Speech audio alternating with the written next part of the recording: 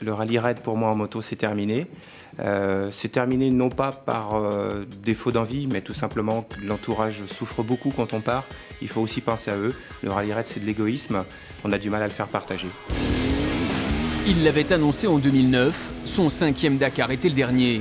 Fin de son aventure en rallye raid. 4 ans plus tard, Francis Gadiou remet les gaz. La passion a pris le pas sur la raison.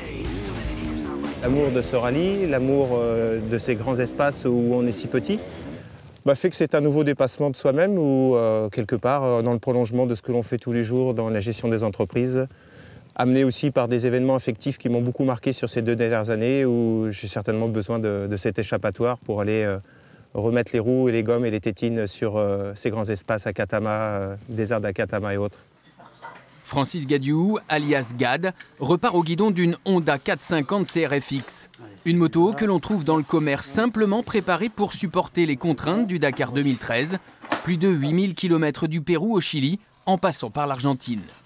On est obligé d'embarquer au moins 30 litres d'essence. Donc on a des réservoirs en carbone de chaque côté. On en a 2 gros à l'avant et 2 petits à l'arrière. Après, au niveau des modifications, c'est aussi surtout pour la navigation. Donc on a un gros support qui vient à l'avant de la moto avec un roadbook, avec des compteurs kilométriques, avec des antennes GPS.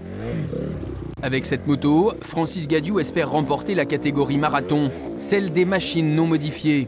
Mais après 2 ans sans pratique, à 45 ans, le pilote poitevin a dû retrouver ses sensations et surtout travailler son physique pour supporter les 14 jours de course. Le physique amène le moral, on ne souffre pas, on ne subit pas. Et évidemment, oui, quand on arrive sur des grandes dunes qui font plus d'1 kilomètre de haut, que nous savons que nous allons avoir à faire des bords pour arriver à les passer, ça veut dire de l'enlisement, ça veut dire pousser la moto, ça veut donc dire monter en rythme cardiaque et c'est essentiel. Ouais. Essentiel pour franchir les dunes péruviennes, le désert d'Atacama, la cordillère des Andes et ses 4975 mètres d'altitude. Autant de difficultés, autant de paysages magnifiques revus avec émotion lors de la présentation de l'épreuve. Moi, je vais avoir l'honnêteté de dire que j'ai presque pleuré d'émotion sur les quelques images qui ont pu être passées, les 5 minutes, parce que le cardiaque monte tout de suite comme si on était déjà dans la course. La course, c'est à partir du 5 janvier à Lima au Pérou. Le 6e Dakar de Francis Gadiou, 23e de l'édition 2007, son meilleur résultat à ce jour.